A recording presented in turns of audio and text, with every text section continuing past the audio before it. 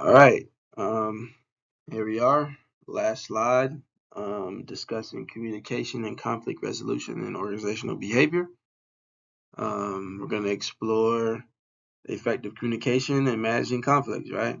Effective communication and conflict resolution are essential. Um, so, moving on to slide 2. All right. Communication is the process of sending, receiving, and understanding messages. It's essential for effective functioning in any organization. Forms of communication include verbal, nonverbal, written, and digital. Effective communication ensures that information is accurately conveyed and understood, facilitating coordination and collaboration. And what we're going to do is explore the communication process, the types of communication, and the barriers to effective communication. So, um, the communication process. It includes the sender, message, channel, receiver, feedback, and noise. The sender initiates the message, which is encoded and transmitted through a channel to the receiver. The receiver decodes the message and provides feedback to the sender. Noise refers to any interference that affects the clarity and accuracy of the message.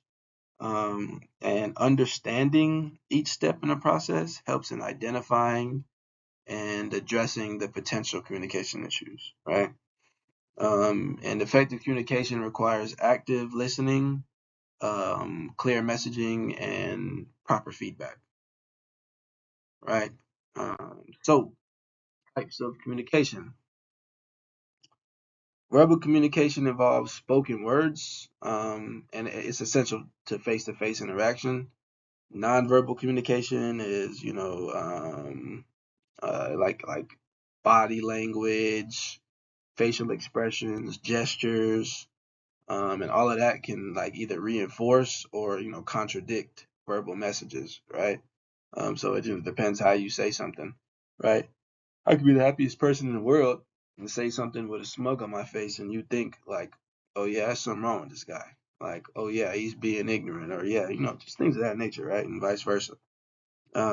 Written communication includes emails, reports, memos.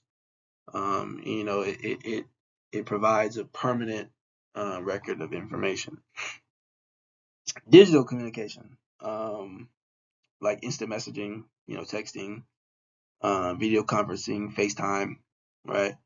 And then like real time, it facilitates real time communication across distance. Um, each type of communication has its own understanding. Um, um, I'm sorry. Each type of communication has its own advantage um, and challenges, right? And understanding these, it helps in choosing the most appropriate way to communicate, or better said, like the most appropriate way or method for different situations regarding communication. And effective communicators are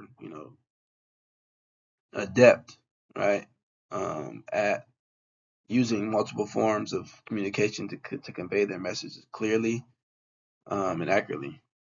So, moving on to the barriers to effective communication, right?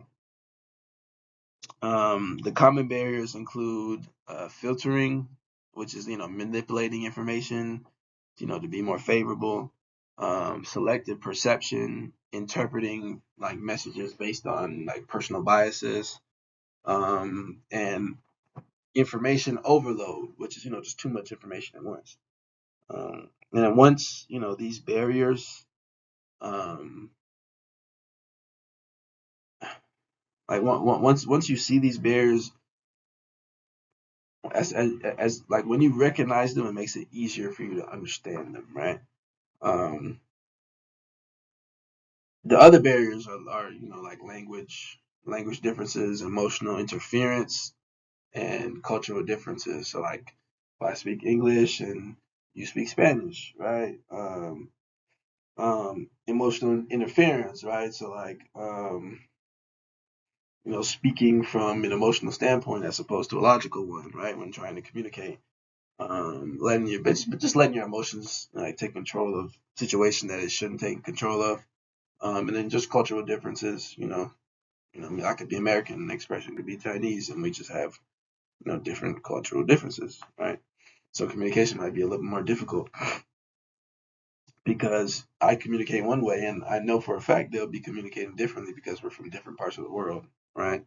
And then providing the training on communication skills, it creates an like open and inclusive communication environment, and it can help with addressing the barriers. So recognizing and addressing the barriers in organizations, it can improve the communication effectiveness and reduce like all the misunderstandings that you would typically get, right? So moving on to like the introductions of conflict resolution, right? And conflict arises when there's disagreements on or differences in opinion, interests, or values. And the types of conflict include task conflict, which is disagreements about the content and the outcomes of the task, relationship conflict, interpersonal issues, and then process conflict, disagreements about how tasks should be accomplished. And then conflict is just a natural part of organizational life, and it can either be constructive or destructive, right? Um, Effective conflict resolution involves addressing the conflicts in a way that promotes understanding and collaboration, as opposed to like resentment and individuality, right? And then we're just gonna explore like the different ways like different conflict resolution styles, and the ways to process um, conflicts and manage them properly, effectively, right? Um, so here are the conflict resolution styles, right? So we got the Thomas Kielman. He identified 5 conflict resolution styles, and that's competing, collaborating, compromising, avoiding, and accommodating, right? Competing involves a win-lose approach, um, where one party seeks to achieve its goals at the expense of another, right? Collaborating seeks a win-win solution where both parties work together to find a mutually beneficial outcome, right? And then compromising involves finding a middle ground where each party is going to give up something to reach their solution, a solution, better said. Avoiding involves ignoring or withdrawing from the conflict, which could be used, low stakes situations like, um, I don't know, let's say I left my pen on the table and you thought it was yours, right? So you took it and I can't find it and I know it's you that took it, but it's not that serious. I can just get another pen, right? And that accommodating involves giving in to the other party's demands, which can be effective in maintaining harmony, but may lead to resentment if overused, right? Constantly having to accommodate for somebody else can definitely lead to resentment, right?